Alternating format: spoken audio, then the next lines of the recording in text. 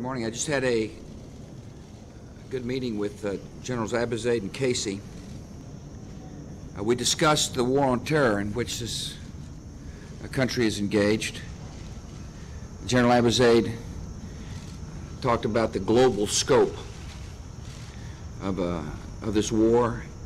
He talked about the nature of an enemy we face, an enemy which is ruthless and brutal, an enemy which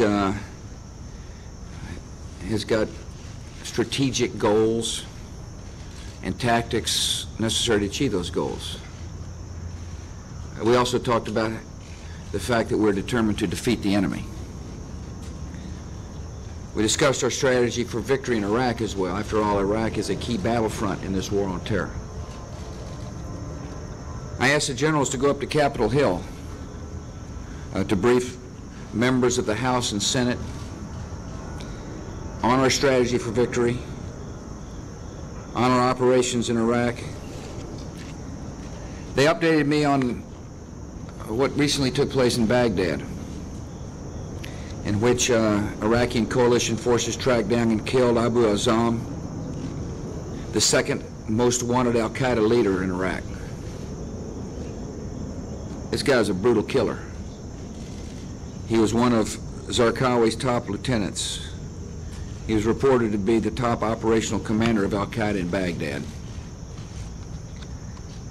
He is one of the terrorists responsible for the recent upsurge in attacks in the Iraqi capital, which is part of their campaign to stop a referendum on the Iraqi constitution, and is part of their efforts to break the will of the American people and the will of our coalition.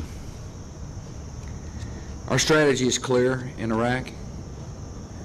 We're hunting down high-value targets like Azam and Zarqawi. We're coordinating aggressive counterterrorism operations in the areas where the terrorists are concentrated. We're constantly adapting our tactics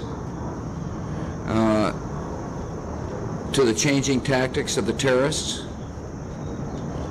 We're training more Iraqi forces to assume increasing responsibility for their country's security. The growing size and increasing capability of the Iraqi security forces are helping our coalition address a challenge we have faced since the beginning of the war. And General Casey discussed this with us in the Oval Office. See, it used to be after we cleared the terrorists out of a city, there weren't enough qualified Iraqi troops to maintain control. So when we left to conduct other missions, the terrorists would move back in. Now the increasing number of more capable Iraqi troops has allowed us to better hold on to the cities we have taken from the terrorists. The Iraqi troops know their people, they know their language, and they know who the terrorists are. By leaving Iraqi units in the cities we've cleared out, we can keep the cities safe while we move on to hunt down the terrorists in other parts of the country. We saw such success in the country's northwest region, where Iraqi and coalition forces recently targeted an area that was one of the main routes that foreign terrorists used to enter Iraq from Syria. During the operations in the key town of Tal Afar, Iraqi security forces outnumbered coalition forces for the first time in a major offensive operation. General Casey brought us up to date on that operation. Because of our joint efforts, hundreds of terrorists have been killed or captured or flushed, which makes it more difficult for the foreign terrorists to enter Iraq through the northwest route.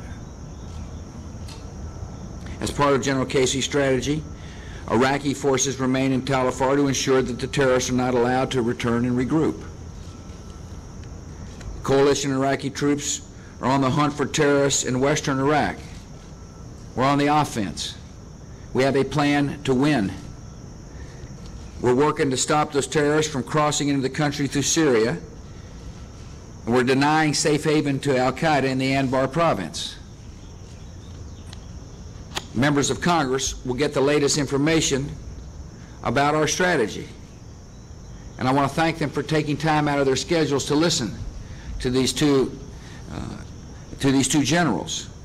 They will hear about the strategy and the progress in increasing the size and capability of the Iraqi security forces.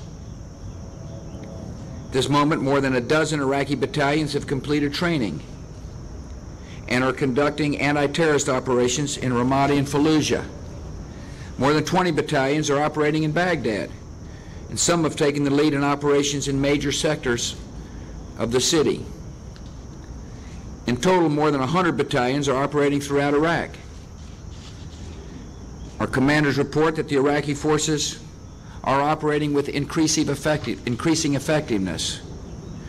As Iraqi forces show they're capable of keeping the terrorists out, they're earning the trust and confidence of the Iraqi people, which ensures the success of a free and democratic Iraq. The terrorists have a history of escalating their attacks before Iraq's major political milestones. 2 key elections are fast approaching.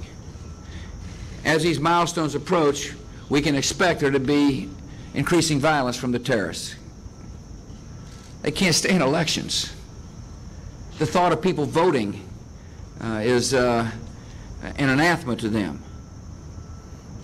You see, democracy and freedom are the exact opposite of what's in their mind.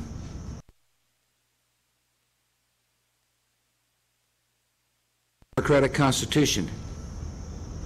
If that Constitution is approved, they'll return to the polls later this year to elect a fully constitutional government. The terrorists will fail. See, the Iraqis want to be free. They proved that last January, when over 8 million citizens, in the face of violence and threats, voted. And the terrorists are going to fail this time.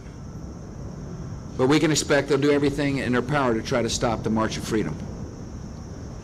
And our troops are ready for it.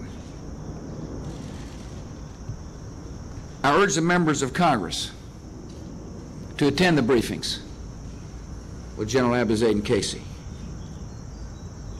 I urge them to ask questions about our efforts in Iraq and to listen carefully about the type of war we fight. The support of Congress for our troops and our mission is important, and Americans need to know about the gains we've made in recent weeks and months. They need to know the way we're adopting our tactics and the way we're changing our strategy to meet the needs on the ground.